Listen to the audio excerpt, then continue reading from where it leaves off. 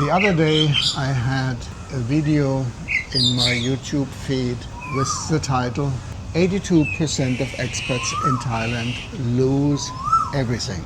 And then it continued. Right now, thousands of expats living in Thailand are about to lose everything. 82% means 4 out of 5 people lose everything. If this would be true, I'm living in Thailand now for more than 27 years. I would have seen many guys leave, but they don't. Welcome to Thailand Lifestyle. We are Nann. and Odin. Makes the best out of your day every day. And yes, there are some cases where foreigners fail in Thailand and have to go back.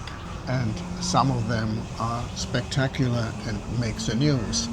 But this is not 82%. And the phalanx I saw leave, they left because of a good reason. They made a wise decision to go back for one reason or another.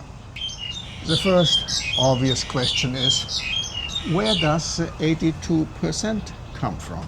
And I looked up everything I could find. There is no statistic, there is no report, there is nothing scientific which would come to the exact figure of 82%. 82% looks very precise, and therefore people think, this should be true. But to have a precise number doesn't prove anything. If you want to make a statement like this, there has to be some facts, there has to be some statistic, there has to be something you can follow. If the number has no source, then it is made up. It's not a fact, it's a story. And in the video they claim that they use numbers from the British Embassy. And we checked the British Embassy numbers, and the British Embassy assists about 2,000 people per year to return back to their country. This sounds a lot, but there are more than 1 million people from UK traveling to Thailand every year.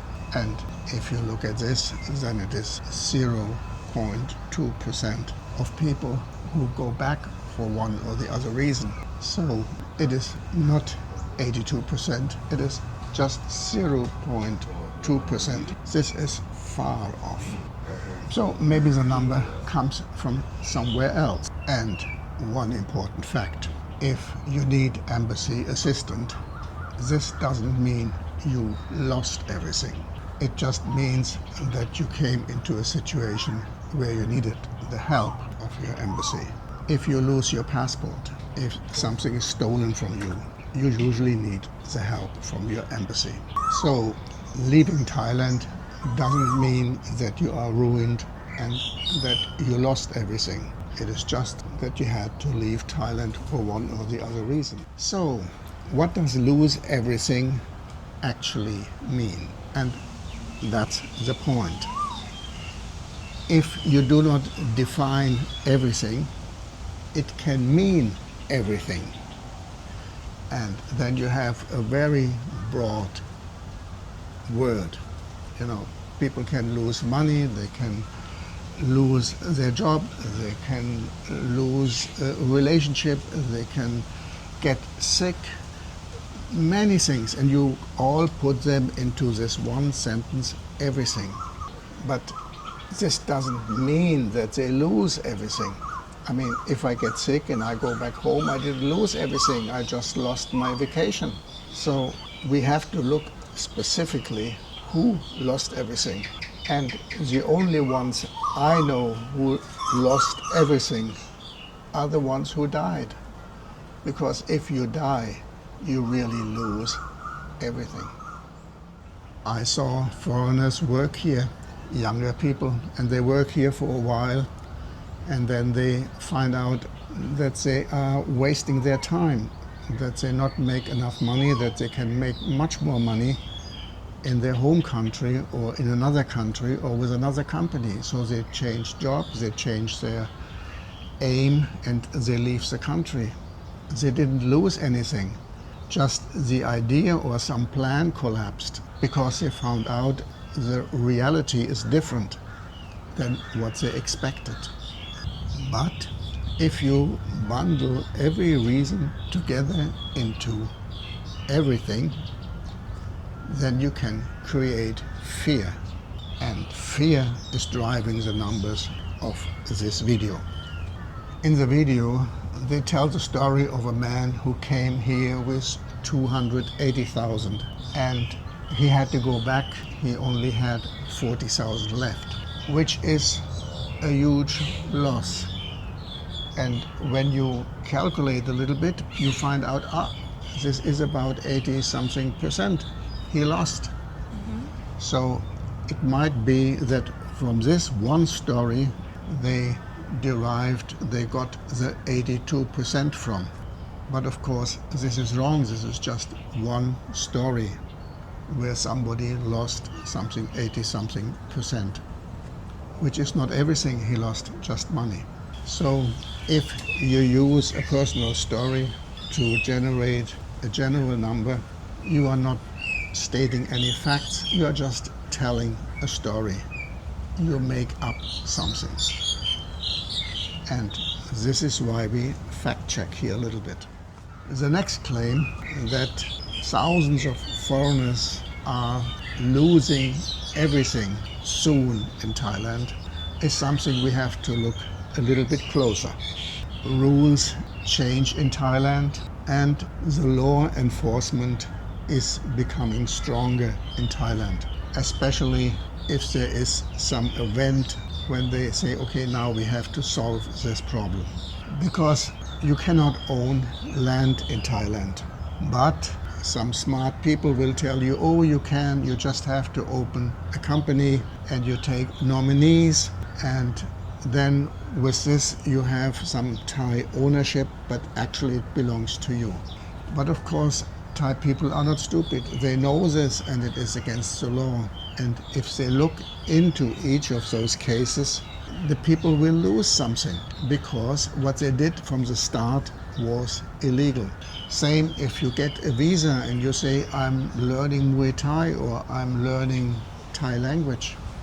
And after 2 years you didn't learn anything because you never attended classes. So maybe the immigration comes and they look at your visa status and they say, no, after 2 years you cannot speak a word of Thai. We don't believe you ever went to class. So they will cancel your visa. You did something illegal and you got caught. So there is some truth. Some people, they get kicked out for one reason or another. And this is something you should be aware of, and when you plan your life, don't put it on some illegal assumptions. Just stay in the clear. Foreigners cannot own land. Foreigners cannot own a Thai company. They can only have shareholders. And the lawyers know it, and everybody knows it, and also the clever foreigners know it. But if you build your life on this, you made a mistake in the beginning. But even if you lose your land, the land can still be sold. And if you lose the right on your company, you can still get this legal with some other partners. Or maybe you lose this house or this company. This might be painful. And then again, most retirees or expats living here in Thailand, they don't have these constructions. If you live in a condo and you have this set up correct, it is yours and it is legally yours, because 51% of the building belongs to Thais and 49% can be owned by foreigners. So it might be that some foreigners are under stress when they see that the legal constructions they have with house or business collapses or can collapse. But for most of the Western retirees and expats, this is not true. So again, the sentence, most of the expats and retirees will lose everything in Thailand, they just don't know yet, is just wrong. Do you have any questions about life as an expat here in Thailand? At the end of the video, they say something I agree with. Paradise is a marketing term, but the real life is something you create and you make for yourself. So you choose where you live and how you live, and this can be your paradise. Thailand doesn't promise anything, but Thailand also doesn't sabotage anything. It is all made by you, and it depends on your careful planning. Inform yourself. Don't let yourself be driven by fear.